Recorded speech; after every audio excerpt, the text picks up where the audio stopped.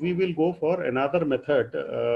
We still see that what I mean to say, a lot of loss is there. I mean to say, a lot of loss is there means we maximum throughput, whether I am using pure Aloha and slotted Aloha. Pure Aloha, the maximum throughput was 18 point some percent, whereas in pure Aloha we were reaching just double of that, roughly 36 point some percent. But that is too less, even not even 50%. So we came up across another protocol called as CSMA, which is called as carrier sense multiple access. So here uh, now there is a change when compared to pure Aloha and slotted Aloha. Here every what I mean to say, um, sending station will sense the carrier. Carrier means medium, which carries the frame. Medium which carries the frame is called carrier. So it will sense the medium. If the medium is sending a data, medium is sending a data, so it will back off. Back off means it will not send the data. Sending station will not send the data. So sending station can, after sensing the what I meant to say, channel or the medium, if it feels that there is a station which is already sending packet, so in that case it will not send any packet. So here it's a kind of scenario that sends before transmit. So here in carrier sense multiple access or CSMA, it is always the medium is sensed or the channel is sensed before transmission occurs. So listen before you talk. So CSMA reduces what I am to say collision, but it cannot eliminate it. That's the biggest problem. So we will see in what I mean to say next figure. This is 12.7 figure. We will see that stations are connected to a single shared channel. You got the idea, and frame has to be sent. So here you can see in this particular what I meant to say diagram where B starts at time t1. You got the idea, and C starts sending the frame at time t2. Am I clear over here? And it is transmitting the data. I meant to say B. So B is transmitting the data. So you can see here area where B's so signal exists. That means now what happens? B signal will go in this direction as well as this direction. I mean to say both the direction it will go, right? So stations may be located this side and this side. So B sends its copy of frame in this direction and in this direction. And you can see here, C starts sending its packet at this time t2. So this is time t1 at which station B starts sending the packet, and time t2. This is time t2. So t1 is this particular time, and t2 is this particular time at which C sends the packet. So in this direction as well as in this direction. So you can see here both the frames from B and C get collided at this particular point. You got the idea? So this is where this is where uh, collision occurs. So what I meant to say here, you can see T2 time at which C started sending its frame was quite greater than, suppose it was 10 milliseconds, B started sending the what I'm say packet, T2 was say 35 milliseconds, but then we saw that still collision occurred between B and C, right? Two frames get collided here, and they become garbled and they destroy each other. Now, what is the vulnerable time? In that case, we should know the vulnerable time for this mechanism called as CSMA, carrier sense multiple access. The propagation time, frame propagation time is given TP.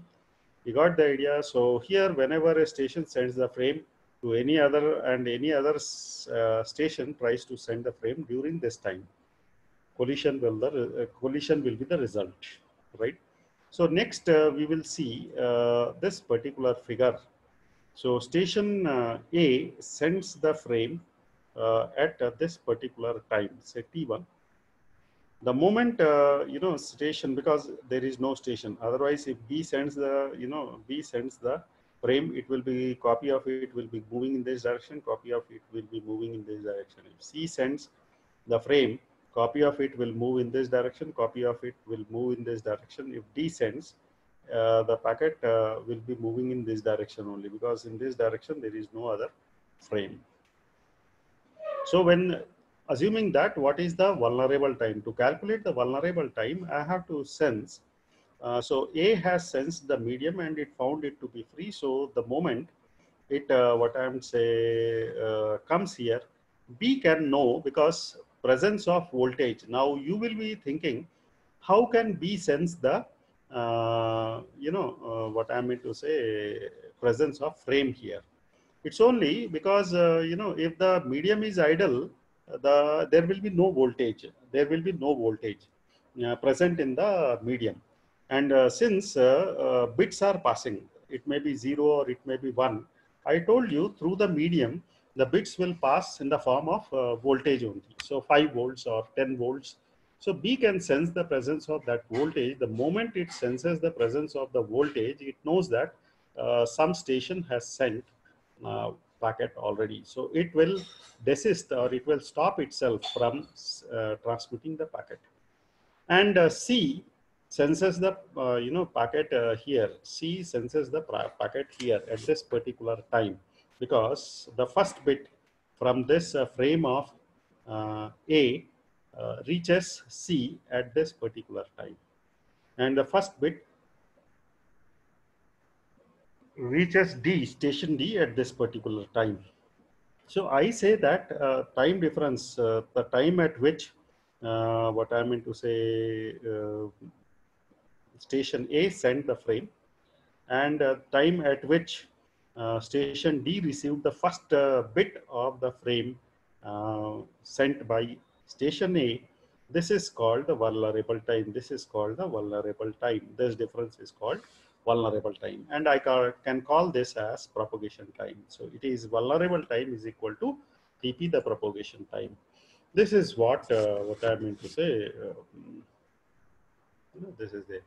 So in CSMA, we have to answer the question: what should a station do if the channel is busy? What should a channel do, or station do if the channel is busy? Or what should a station do if channel is idle? So if channel is idle, then in CSMA protocol, what station should do? And if the channel is free, in that case, what station should do?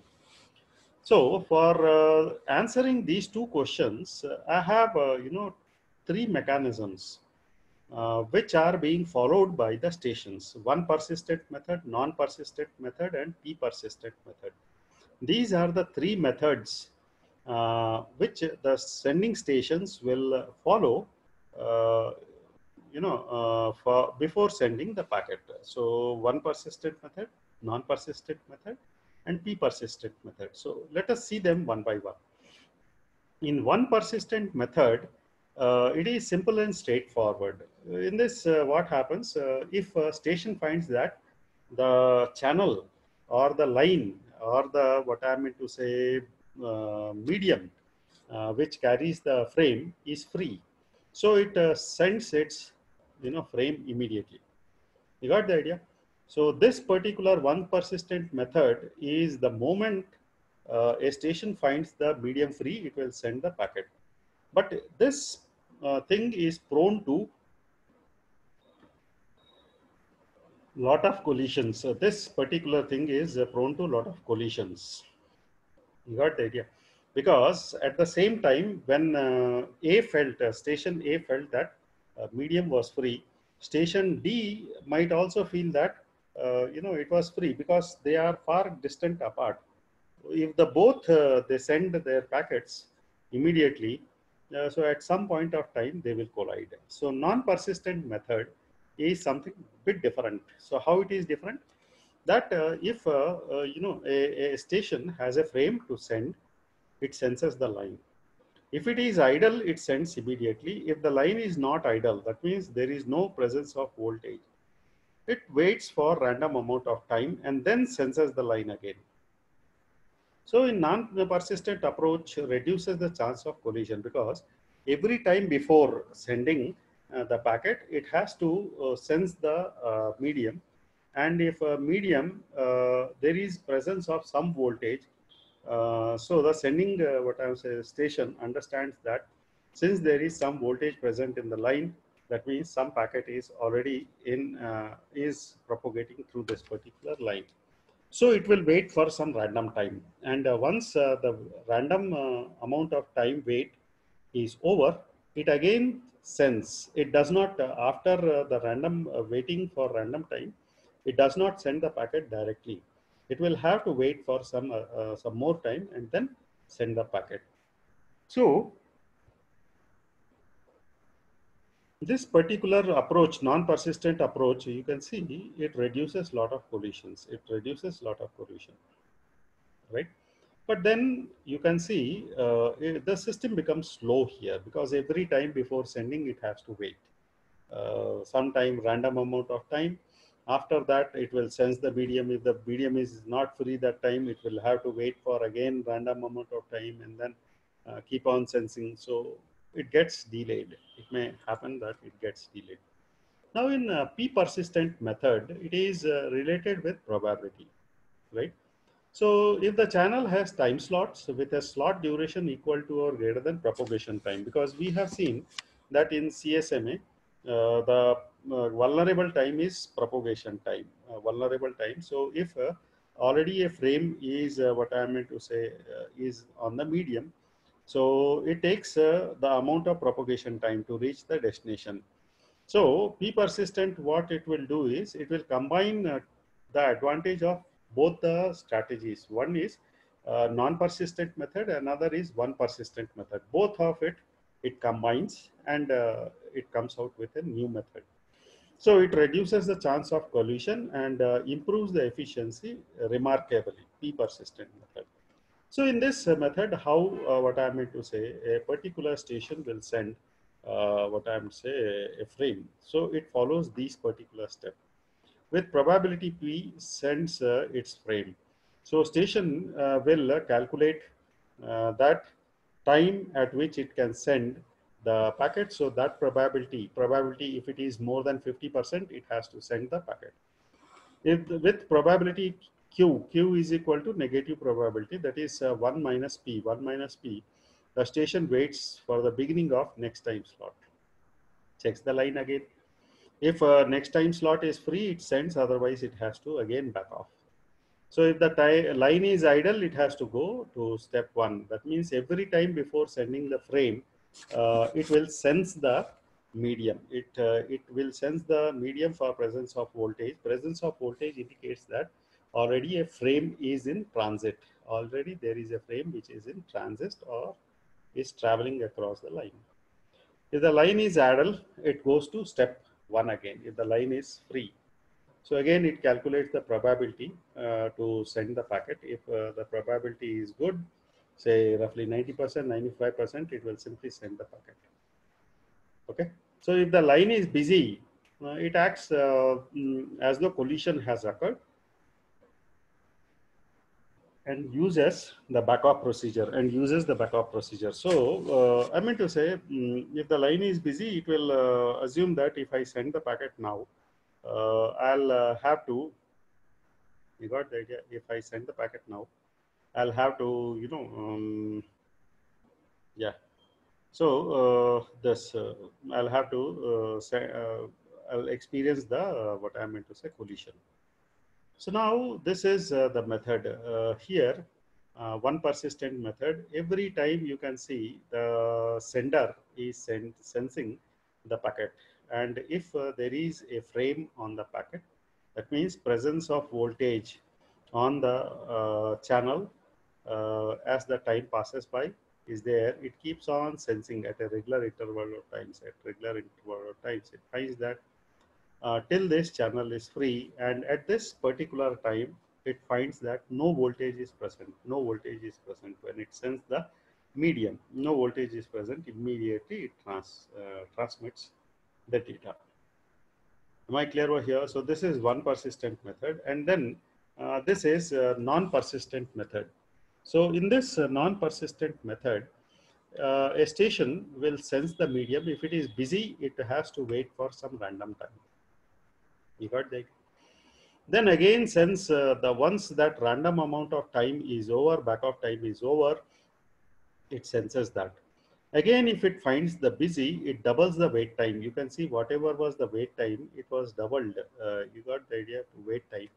And then it senses the medium. The moment medium is found free, it will transmit the packet. It will transmit the packet. Goes in this direction. Okay. So here you can see P persistent. Now here uh, it continuously senses the medium, and once it senses the medium, it finds that medium is ideal here, idle here. The moment, but it calculates the probability. If probability of sending the packet is less than the probability, calculated probability, it will wait for some time slot. Wait for back off time. You got the idea, and send if R is less than P. If R is less than P, you got the idea. Wait for a new time slot where it can send the packet, where it can send the packet. So this is the method that is followed by uh, CSMA. Okay. So this is one persistent method where continuously it checks whether the channel is busy. If channel is not busy, that is station can transfer. Not busy means station can transfer. If it is busy, again it loops around. So here it is a bit changed in non-persistent method. So wait here, if the channel is busy, if it is true, channel is busy, true means wait randomly. Again, it will check after that a period of random amount of wait is over. It again senses the medium. If it is busy, then again it has to wait randomly for some random amount of time before sending the packet. If it finds that channel is not busy, means channel busy, no means false comes, then station can transmit. Third one is what I mean to say different. It is P persistent method. So this is one persistent method, non-persistent method, and that this is P persistent method. Uh, Madam, I am in class. I'll get back to you after the class. Is it important? Okay. So this is what happens. So here it will check in a P persistent method. A station will check whether the channel is busy. If it is, false, then it generates a random number between 0 and 1. It waits for that amount of time. And the probability it has already calculated. Assuming that I have a probability calculated, say small p that is calculated as 0.63, 0.63. You got the idea, 0.63 was the probability calculated, 0.63.